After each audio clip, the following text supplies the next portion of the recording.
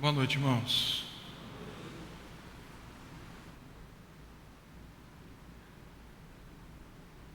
Fico feliz de estar aqui com vocês novamente. E hoje eu gostaria de caminhar com vocês, olhando em cima do tema da reconciliação familiar. Eu converso muito com a Laurinha, minha filha. Laurinha é demais, assim, né? Boazinha, carinhosa, gentil, aquele negócio todo. E tem um gênio forte, né? Sim, não sei para quem puxou, mas está lá. E a gente tem conversado muito sobre como a gente constrói a nossa relação em casa, né? Como a gente constrói a nossa relação. Eu, ela, a Cláudia, somos só nós três. E como a gente constrói hoje uma relação futura, né? E eu tenho me preocupado bastante com isso, não só com a Laura, mas eu tenho me preocupado também com a igreja. Não são poucas as pessoas com quem eu converso durante a semana e que a gente vai olhar, dentre tantas patologias que existem, muitas delas começam dentro de casa, dentro dos relacionamentos. Relacionamentos quebrados, relacionamentos confusos, entre irmãos, marido e mulher, enfim, e que geram um tipo de vida rasteira, um jeito de viver medíocre, pobre, baixo, e que não condizem nada com aquilo que Paulo diz lá na carta aos Efésios, que nós estamos assentados nos lugares celestiais em Cristo Jesus. Então, o meu desejo nessa noite, a minha oração, é que o Senhor nos encontre, que a palavra dele nos fale, que o Espírito Santo nos guie e que haja coração aberto, né, tanto da minha parte como da sua parte, para receber aquilo que Deus tem a nos dizer. Amém? Gênesis capítulo, para eu não esquecer, 32. Isso. Gênesis 32. Abra sua Bíblia comigo, por favor, lá.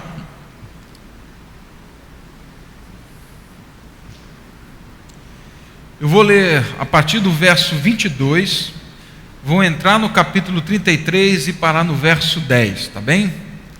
Gênesis 32.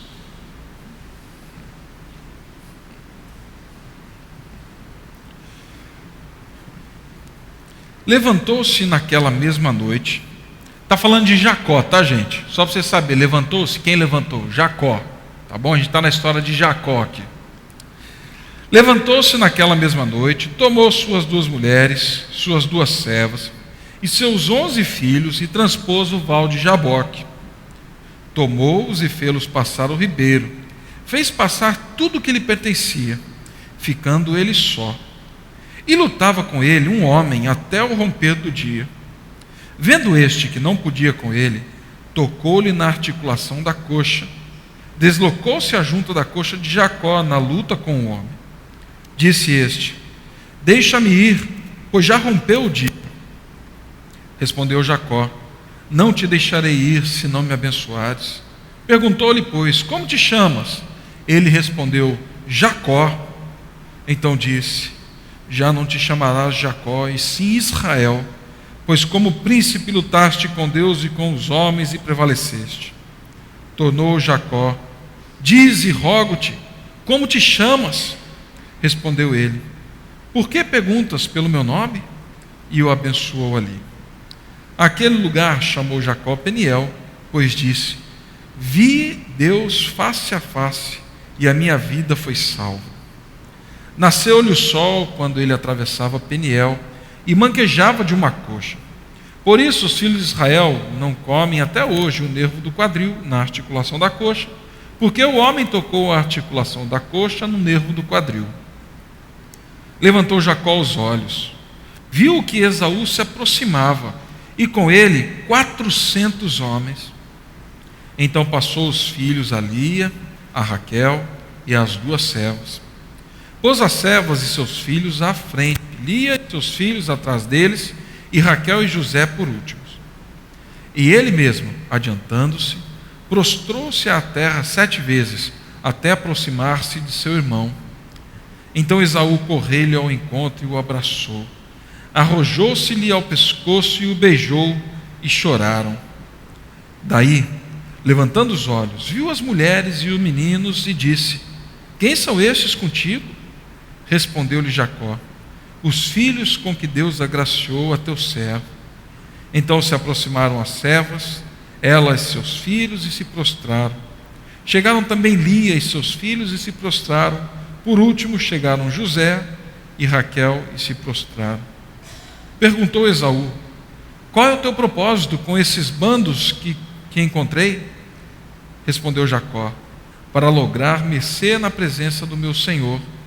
Então disse Esaú: eu tenho muitos bens, meu irmão, guarda o que tens. Mas Jacó insistiu: não recuses. Se logrei mercê diante de ti, peço-te que aceites o meu presente, porque vi o teu rosto como se tivesse contemplado o semblante de Deus, e te agradaste de mim.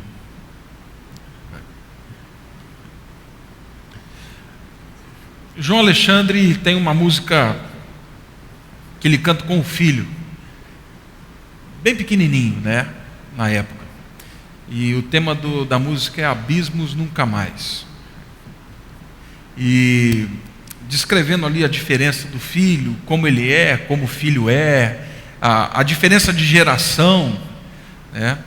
Ele entra no refrão e falando assim: por isso Deus tem que ser para nós ponto de encontro.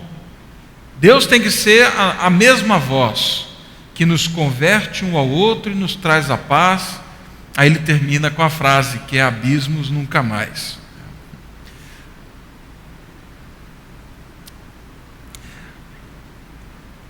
Olhar para a história de Jacó é olhar para uma história cheia de abismos. E pensar que a história de Jacó, a família de Isaac, enfim, é lá aquele bom exemplo de família, é complicado. Na verdade, é um bom exemplo de como Deus age, apesar das lambanças que a gente faz e que Jacó fez. Porque dentro da realidade da vida de Jacó, a gente encontra uma espiritualidade confusa, desencontros familiares, mas no meio desse movimento todo da vida de Jacó, Deus age. Deus age nas pequenas coisas. Deus age no meio dos enganos e no processo de Jacó ser enganado. Deus age na história de Jacó em meio às buscas desenfreadas pela bênção. Deus age no meio dos erros e dos acertos de Jacó. Deus é presente porque Deus é fiel à aliança dele. Deus é fiel. E quando nós lemos o texto, esse texto especificamente, nós paramos, estacionamos o carro numa situação muito complicada. É um momento muito difícil para a vida de Jacó. Um momento muito delicado. Ao que tudo indica, Jacó há muitos anos não via o seu irmão Esaú. Há muitos e muitos anos. Enquanto eu li o texto, eu fiquei imaginando os dois senhores correndo e se encontrando, porque já não eram mais meninos, já não eram mais jovens, eram senhores já tinham uma idade um pouco avançada. E a história aponta que eles não tinham se encontrado desde que Jacó fugiu da casa de seu pai, porque o Esaú falou assim: rapaz, assim que meu pai morrer, eu vou passar a faca em você, vou passar a régua, vou finalizar a conta contigo, você vai morrer, eu vou te matar. Essa foi a última conversa, talvez, que ele tenha tido com o irmão dele. Então o momento para o qual a gente está olhando é um momento na vida de Jacó complicadíssimo, muita coisa acontecendo, muita história confusa vindo à mente. Jacó vem de uma família totalmente desestruturada. Fala assim: pastor, mas como? É a família da aliança. É, pela graça de Deus. Mas é uma família totalmente confusa. Rebeca não podia ter filhos. Vocês conhecem a história. Mas Deus decide levar a cabo a sua aliança. Ela engravida. Na gravidez, ela percebe ali no capítulo 25 que algumas coisas estão acontecendo no ventre dela. Ela percebe que os meninos não estão brincando. Ela percebe que os meninos lá dentro do ventre dela estão brigando, Jacó e Esaú. Desde o ventre os dois se pegavam lá dentro. E ela ora a Deus e fala assim: Senhor, se é para isso, por que eu vivo? Se eles estão se pegando aqui nesse espaço apertadinho, na hora que sair a coisa vai complicar. Imagina esses meninos grandes, eu estou com medo. Aí Deus fala assim: você não está entendendo. Esse reboliço está acontecendo aí porque dentro de você não tem duas crianças, tem duas nações. E eles vão brigar entre si. E o mais velho vai servir o mais novo. As crianças nascem. E quando nasce Esaú, logo atrás vem quem? Jacó. Vocês lembram o que a Bíblia diz como Jacó veio? A Bíblia diz que o Jacó veio segurando, agarrado no calcanhar de mão. Gente, nós estamos falando de bebê, né? Vocês já pensaram o que aconteceu lá dentro na barriga dessa mulher? Como é que estavam esses meninos aqui? Ele saiu agarrado no pé do irmão. Foram crescendo, desenvolvendo, caminhando.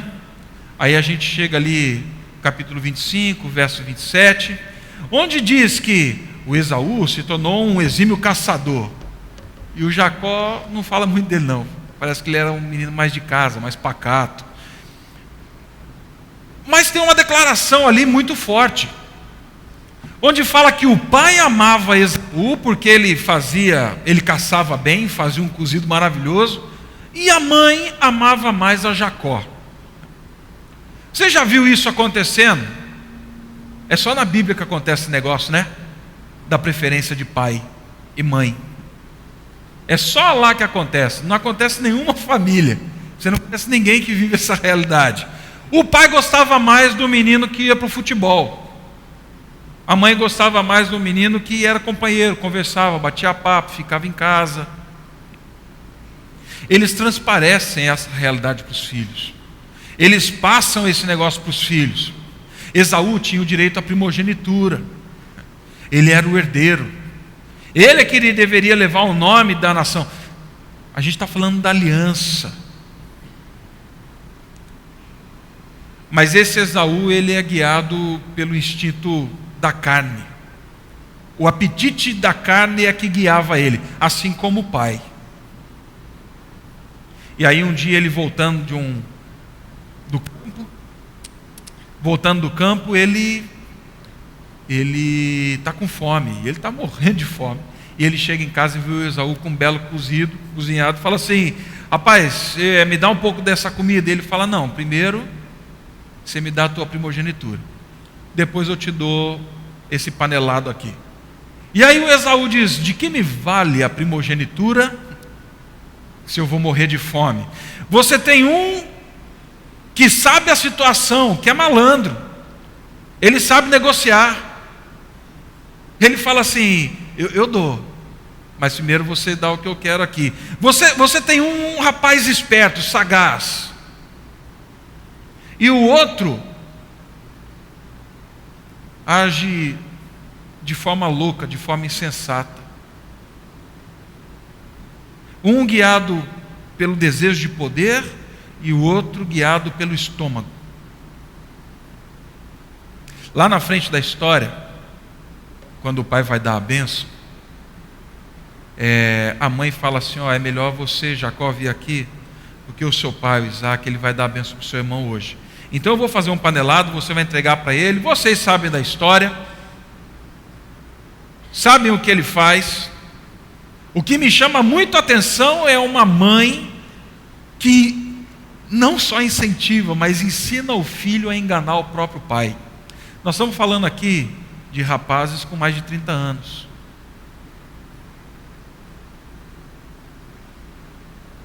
Uma mãe que fala assim: eu vou te ensinar a enganar o seu pai para conseguir o direito da primogenitura.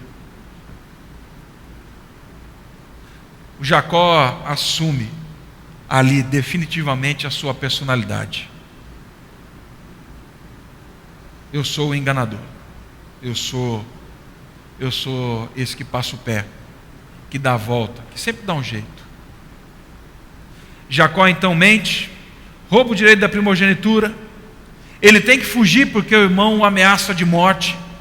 A mãe dá um caminho para ele e fala: procura a minha família, lá você vai encontrar alguém para casar, alguém para construir sua vida, e vai embora porque teu irmão vai te matar. E Jacó segue embora. Chegando na terra de Labão, ele se encanta por Raquel. E ele quer casar com Raquel. Ele propõe ao sogro dele, esse relacionamento. O sogro fala assim: tudo bem, você trabalha para mim, eu te pago, no final de 7 anos eu te dou minha filha. Maravilha, trabalhou feito um doido para conseguir casar com a Raquel. A Bíblia diz que eles fazem a festa, ele entra para consumar o ato conjugal. Quando ele sai, ele olha e fala assim: gente, não era. Eu confesso para vocês que eu fico com uma dificuldade de compreender esse negócio. Fala assim: rapaz, não viu não, né? Mas no outro dia ele percebeu. E aí foi lá para Labão e falou assim: mas eu estava aqui de olho na Raquel, você me entregou a Lia. Meu filho, você trabalha mais 7 anos que eu te entrego a outra.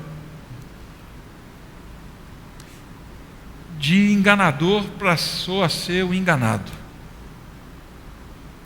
De enganador e esperto, ele encontrou alguém que dava a volta nele, e que fez isso várias vezes.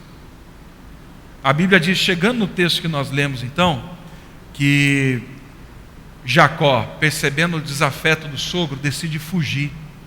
Mas agora Jacó não é só ele, nem as 2 esposas. Tem filhos, tem servos, é um pecuarista, ele é grande, ele tem dinheiro, ele construiu um patrimônio, e agora ele decide pegar seus servos e sair correndo, em fuga. Por quê? Porque percebendo essa história toda, lá no capítulo 31, no verso 11, Deus encontra com Jacó, e vendo essa angústia dele, diz assim: está na hora de você voltar para o seu lar agora. Chegou a hora, Jacó, de você voltar para casa. Chegou a hora de você voltar para a sua terra.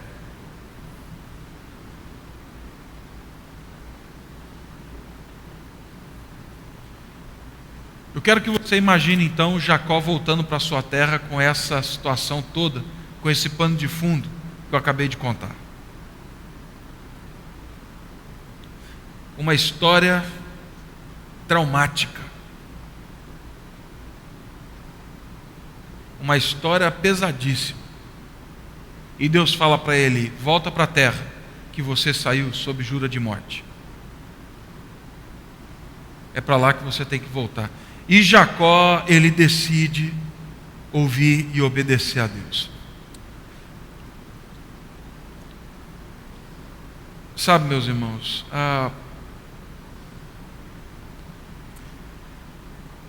é muito interessante como a história de Jacó encontra reflexo na nossa vida. É como se a gente estivesse colocando um espelho aqui para alguns. Gente que nasceu e cresceu em famílias confusas, desfuncionais, desestruturadas. Gente que talvez sempre viveu o desejo de voltar para casa, voltar para o lar, mas viveu em fuga a vida inteira.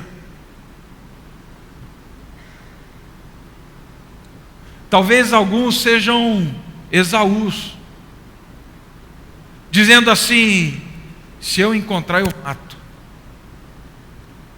Outros, pior ainda, não é nem se eu encontrar eu mato, é falar assim: eu encontrei, passou por mim, eu nem vi, para mim já morreu.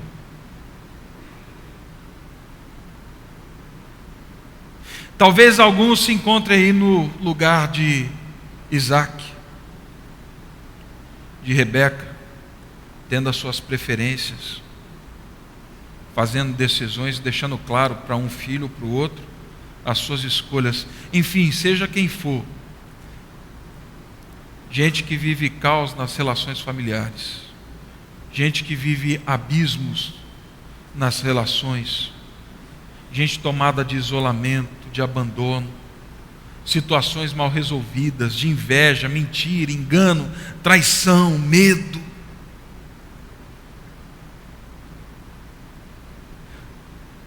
Talvez, com tudo isso, gente que ainda ouve Deus falando assim: volta para casa. Chegou a hora de você voltar para o lar. Chegou a hora de você encarar isso.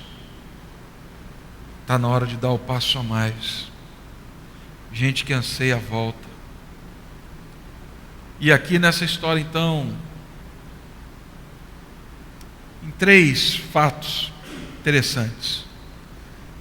Quando Jacó se dispõe a voltar para sua terra, nessa obediência a Deus, para a reconciliação ali familiar, o primeiro movimento de Jacó é um reencontro com Deus.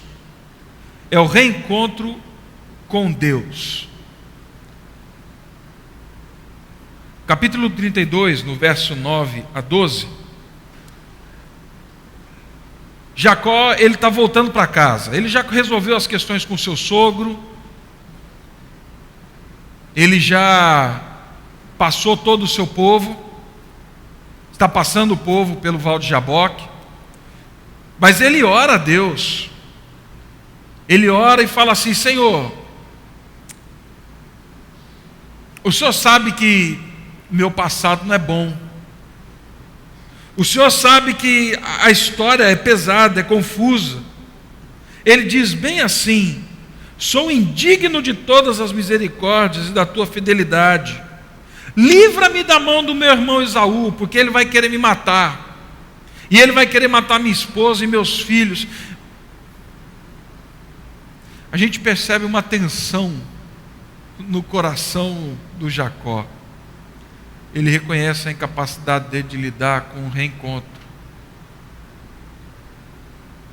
E mais, a notícia daqueles que ele mandou avisarem seu irmão que ele estava vindo, dos seus informantes, é que o irmão dele vem a caminho com mais de 400 homens, com cerca de 400 homens armados, em direção a ele.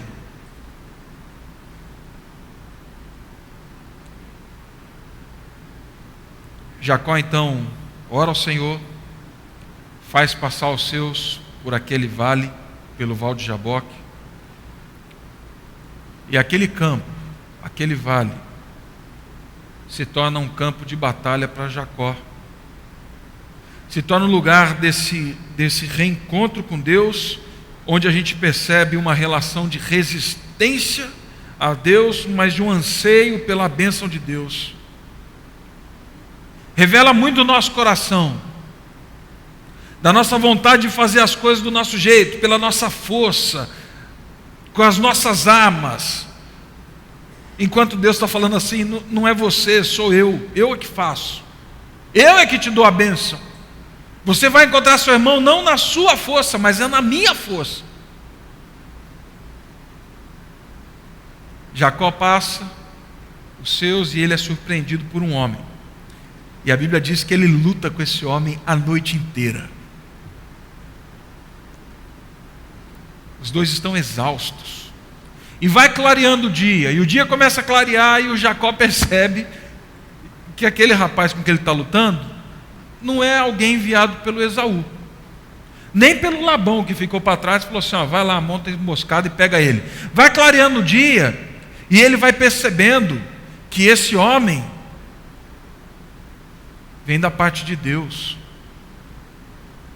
Que esse homem que encontrou ele é o servo do Senhor, é a iniciativa de Deus. E de tanto Jacó brigar, a Bíblia diz que esse homem toca a coxa de Jacó e ele queda-se diante desse homem. De forma confusa, cansado, machucado, ele clama ainda a bênção de Deus. Mas Deus precisa tocar na coxa dele de alguma maneira feri-lo, para que ele pudesse ser liberto do orgulho, da autossuficiência, para que a vida dele pudesse ser expurgada dessa altivez, de que eu consigo, eu faço, é na minha força. Deus toca e machuca Jacó. E tem um provérbio racídico que diz assim: não existe nada mais inteiro do que um coração partido. Não existe nada mais inteiro do que um coração partido. Nesse encontro com Deus, Jacó é derrotado. Ele é derrotado. E mesmo caído ele fala: eu não vou deixar você ir embora. Ele é orgulhoso demais. Mas ele é derrotado. Deus revela-se a ele. E o primeiro passo nesse caminho de reconciliação é o encontro com Deus. Quando ele encontra com Esaú, ele diz assim: lá no val, eu fui salvo. No meu encontro com Deus é que eu fui salvo. Mas para isso, nesse encontro, ele foi ferido.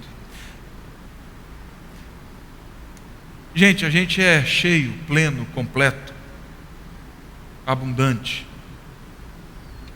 quando a gente é quebrantado, quando a gente é meio, quando a gente é quebrado diante de Deus. É aí que a gente é inteiro. Provérbios 27, versos 5 e 6, diz assim: melhor é a repreensão franca do que o amor encoberto. Leais são as feridas feitas pelo que ama. Quando Deus decide nos encontrar no caminho da reconciliação, como encontrou Jacó lá no val de Jaboque, pode ser que Deus abra uma ferida, pode ser que Deus nos toque, e dói, mas esse toque é para salvação, é para nos colocar no lugar. A Bíblia diz que Jacó sai mancando. Eu imagino que quando Jacó manca, na cabeça dele não vem que droga, mas vem que bom.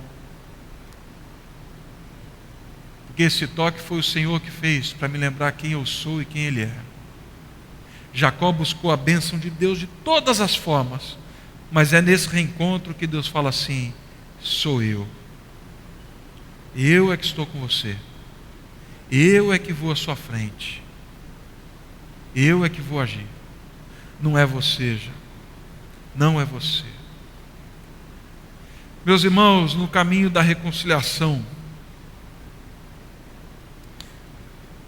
deixe diante de Deus a sua incapacidade de lidar com algumas questões. Deixe diante de Deus a sua incapacidade de lidar com medo. O que vão pensar, o que vão dizer, o que vão fazer.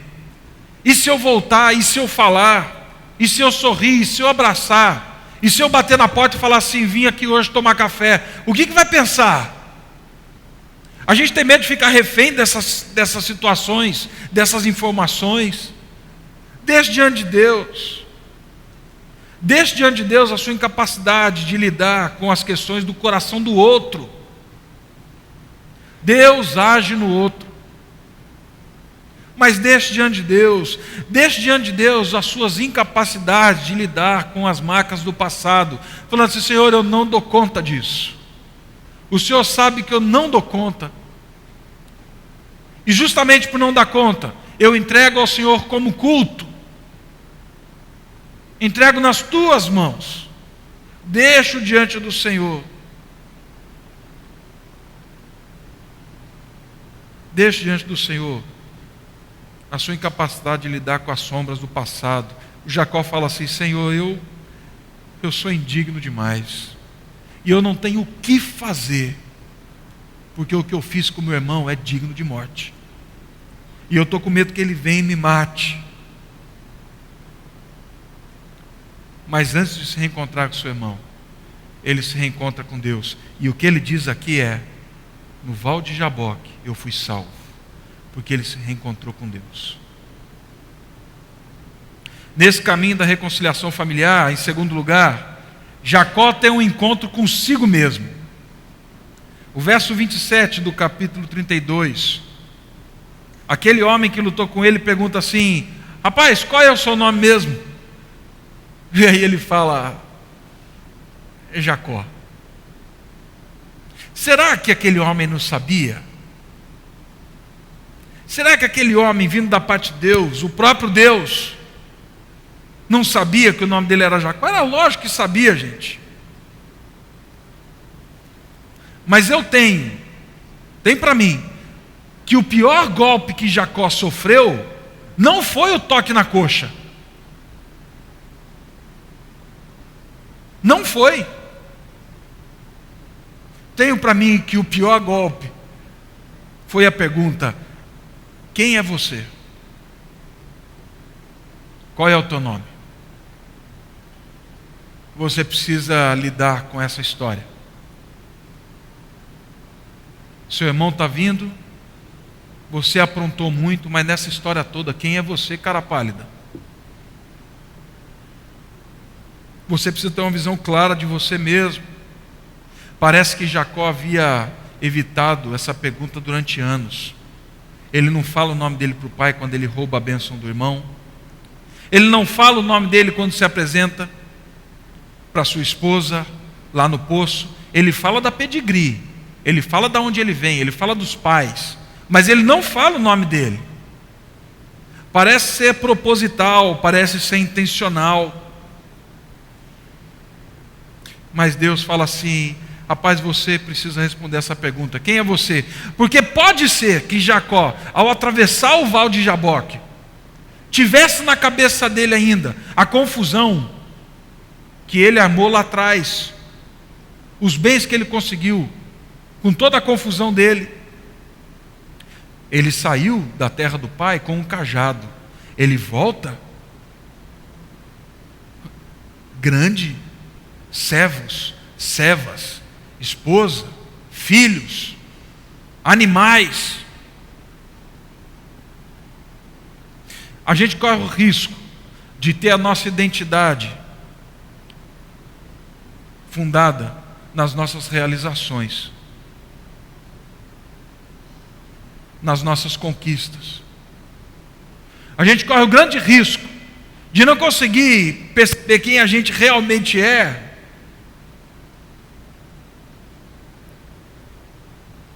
porque nós construímos a nossa identidade na nossa profissão,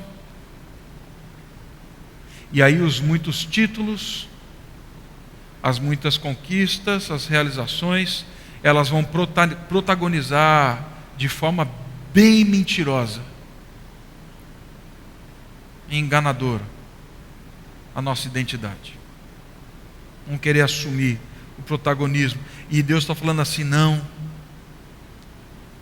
Quando você passar por esse val aqui, você tem que saber quem você é. Você não é o grande pecuarista, você é quem?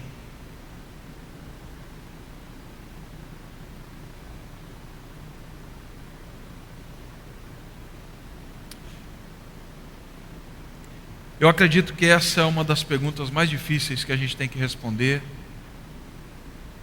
nesse caminho da reconciliação. Porque a gente vive numa cultura bem terapêutica, onde a culpa sempre está no outro, e a responsabilidade das minhas ações é sempre o outro, as situações externas.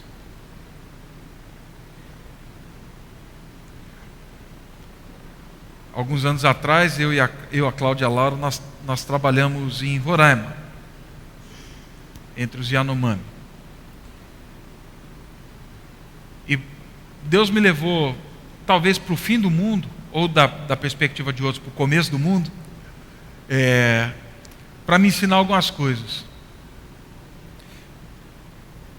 E talvez essa pergunta, assim: Tiago, quem é você?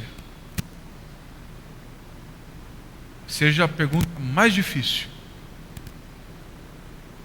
que eu tenho enfrentado na minha caminhada de seguir Jesus, mas a mais libertadora de todas elas. Construí, eu e a Cláudia, somente eu, a minha identidade dentro desse processo, dessa caminhada missionária. Planejamos, preparamos, organizamos, estudamos muito, tínhamos recursos de sobra, tudo certo. Mas e aí em algum momento Deus fala assim: teu projeto está tão bonitinho, né? Eu falei, tá. Aí Deus fala assim: você quer ver como é que eu desmonto ele? E eu falei assim: não, Deus, não faz isso não. E ele falou assim: eu vou fazer. E eu implorei, falei assim: Senhor, o Senhor não está entendendo, isso é meu, eu construí. E aí Deus falou assim: eu sei, você não sabe quem você é no meio dessa construção. E Deus desconstruiu o nosso projeto. Não teve nada que eu pudesse fazer, que a missão pudesse fazer, nada. Isso é uma conversa para uma outra hora. Mas nesse caminho eu fiquei muito bravo com Deus, gente. Confesso para vocês, já confessei para Ele. Mas eu fiquei bravo. Quando eu fiquei sabendo assim: você não pode mais voltar para a mata, e lá estava a nossa casa, tal. Eu parei na base da missão, voltei para onde nós estávamos hospedados lá, e eu orei. E eu orei uma oração assim, arrogante. E foi exatamente isso. Falou assim: Deus, você está pensando que eu sou um palhaço? Eu trago minha filha para morar no meio da Amazônia, estou disposto a fazer isso. A gente tem recurso, são muitas igrejas no Brasil todo apoiando, o projeto está bem, facilidade com língua, facilidade com adaptação cultural e tal. Está pensando que eu sou um palhaço, Deus? Como assim? Não volta. Isso foi numa quinta-feira. Na sexta-feira, de forma muito clara, Deus me disse: sabe por que você não vai para lá? Porque você não sabe quem eu sou. Você vai falar de graça se você não sabe o que é graça? Aí eu fiz outra oração, só me enrolando, gente. Cuidado com a oração que você faz, viu? Aí eu falei assim para Deus: tá, esse é o problema? Então mostra quem o Senhor é, né? Tá aí, vamos resolver isso?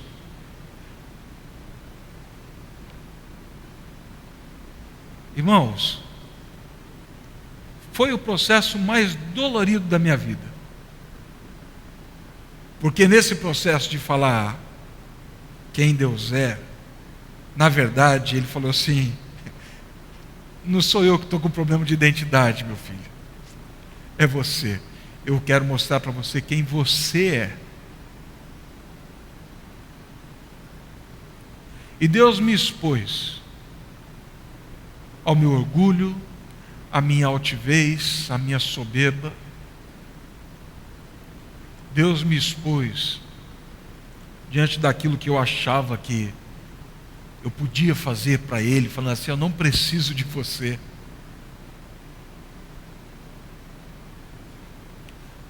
Mas se não fosse esse processo de Deus falar assim: eu quero que você saiba quem você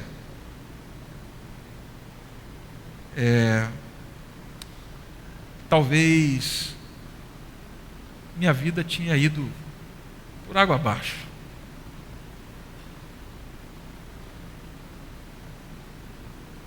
E foi libertador, foi doído, doloroso, mas é uma boa lembrança, porque quando Deus decide perguntar para você quem é você, chegou a hora dele falar assim: agora eu quero tratar contigo. E se Deus tem para falar alguma coisa, que seja comigo então, ainda que seja doloroso. Deus pergunta para Jacó, fala assim: rapaz, quem é você? Você sabe? E a resposta dele depois dessa luta toda, eu sei. Eu sou o Jacó. Eu assumo que eu sou o Jacó. Eu assumo aqui no Val que eu sou o Jacó. E depois de responder, eu sou Jacó, Deus tem uma palavra maravilhosa, onde Ele diz assim: que bom que você sabe a sua estrutura, quem você é. Mas a partir de agora eu tenho uma boa notícia para você: você não se chama mais Jacó, você se chama Israel.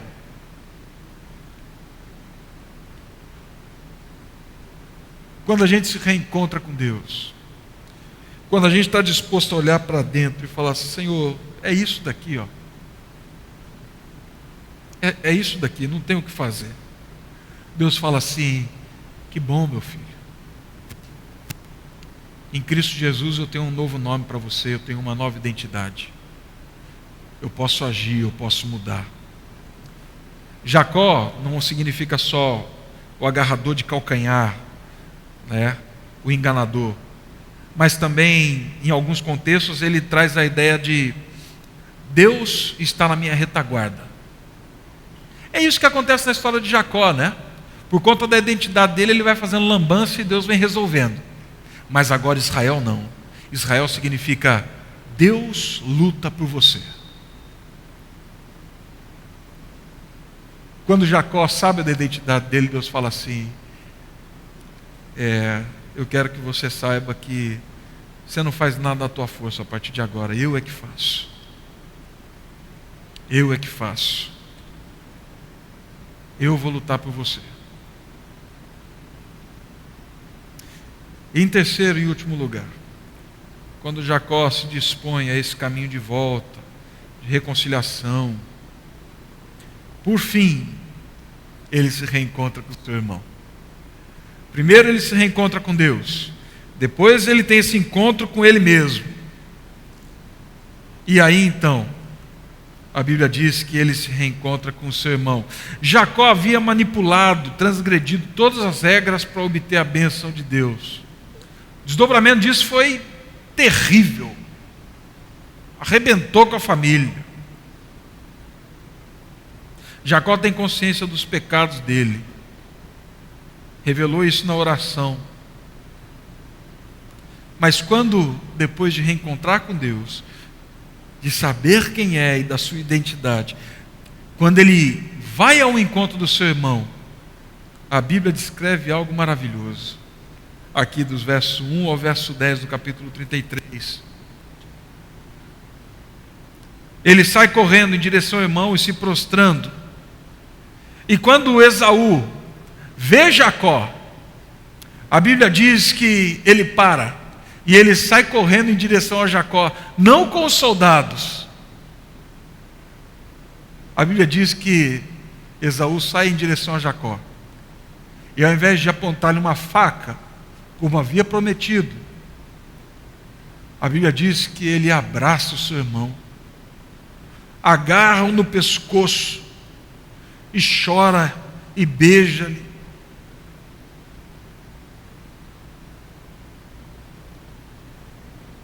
Jacó vive algo tremendo. A testificação do perdão de Deus é vista por meio do abraço de Esaú. E o que ele diz no verso 10 é: receba os presentes. Antes nós sabíamos que Jacó estava mandando presente para manipular, era o Jacó. Mas quando ele viu a reação do irmão, ele lembrou: meu nome é Israel, Deus luta por mim.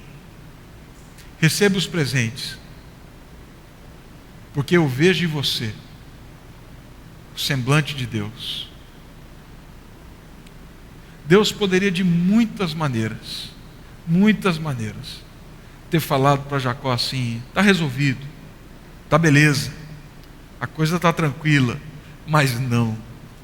A forma como Deus decide se revelar plenamente para Jacó é por meio do abraço do irmão, é por meio da reconciliação familiar. Nós não sabemos o que Deus fez no coração de Jacó. Fato é, Deus age na vida das pessoas, independente de você. E da mesma maneira como Deus age na sua vida, Ele age na vida dos outros. E Deus quebranta. E Deus transforma. A ponto do Esaú sair correndo e abraçar o seu irmão. Tenho para mim também que o abraço que Deus gostaria de ter dado em Jacó, Ele falou assim: eu vou te surpreender, rapaz. O abraço que eu quero dar em você vai ser por meio de Esaú. Tanto que ele vê no semblante do irmão que havia prometido matá-lo, o semblante de Deus.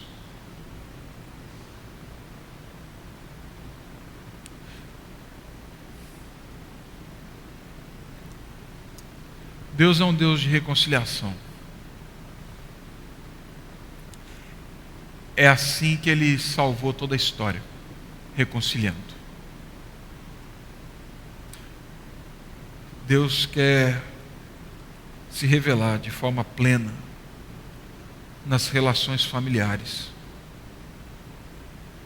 Deus quer se revelar de forma profunda,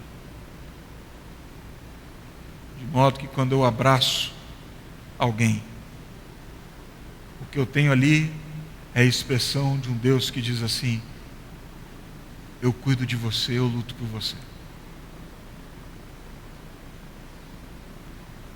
Deus quer testificar o perdão num gesto simples de famílias que conseguem sentar na mesa, orar juntas, se abraçar, conversar, pedir perdão, ser perdoado. Não existe espiritualidade mais profunda do que gente disposta a falar assim: Senhor, eu vou te obedecer, eu vou voltar para casa. Não sei o que vai me encontrar, mas eu não vou deixar que a situação continue dizendo que eu sou Jacó. Entendi, eu sou Israel, eu vou seguir a tua orientação. E mais, meus irmãos, se nós fomos perdoados por Deus, reconciliados em Cristo Jesus, quem somos nós para dizer que o Senhor não pode reconciliar as nossas relações? Ele já fez isso por toda a eternidade comigo e com você.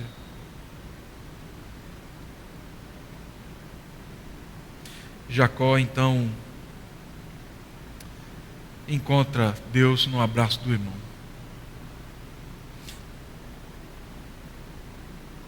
Aí a gente volta na música do João. Por isso Deus tem que ser para nós ponto de encontro. Tem que ser uma mesma voz. Por quê? Porque no encontro com Deus, a gente se vê e a gente se converte um ao outro. E aqui a gente tem paz. E não tem mais abismo. É possível. É possível. O milagre da reconciliação. Por meio da ação do nosso Deus. Vamos orar.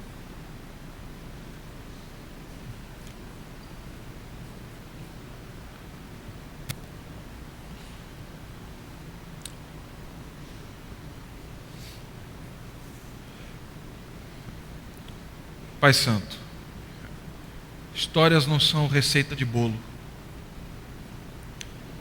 A história do Jacó não é uma história como todas as outras. Mas o que está por trás de tudo isso é que o Senhor é bom, que o Senhor é um Deus de paz, que o Senhor se revela para reconciliar. O Senhor é um Deus que faz milagre. O Senhor é o Deus que está muito interessado nas famílias. Por isso, Pai Santo, nessa noite eu clamo a Ti. Clamo a Ti pelos Jacós. Gente que talvez está no Val de Jaboque com medo de voltar para casa. Encontre esses irmãos, Pai. Trate com eles, de forma que descansem em Ti, no caminho da reconciliação. Alguns são Esaús, Pai. Um coração cheio de ódio, mágoa, tristeza. Gente consumida na alma, no físico. Ô Pai Santo, age de forma que sejam libertos. Que deixem nas Tuas mãos e diante do Senhor toda e qualquer justiça, Pai. Peço por pais confusos na criação dos seus filhos, que entendam Teu chamado, Pai, para serem manifestações do Senhor aos filhos. E por fim, clamo a Ti para que o milagre dos relacionamentos reconciliados seja a expressão mais profunda de uma espiritualidade, de uma caminhada de gente que se encontrou contigo. Abençoe-nos, Deus, em nome de Cristo Jesus. Amém.